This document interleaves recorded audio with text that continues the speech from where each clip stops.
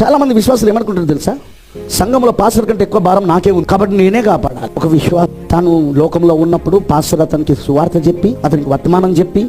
అతనికి వచ్చేటట్లుగా అతని కోసం బాగా ప్రార్థన చేసి,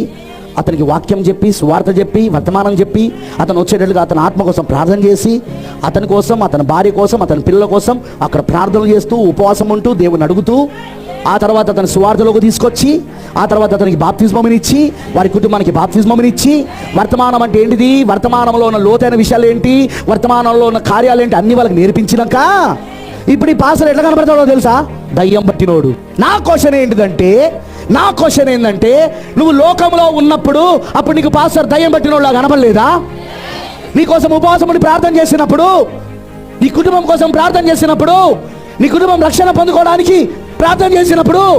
కూటాలు పెట్టించి నీకు వాక్యం బోధించినప్పుడు, అప్పుడు ఈ పాస్టర్ నీకు దయ్యం పట్టినోళ్ళ కనబడలేదా?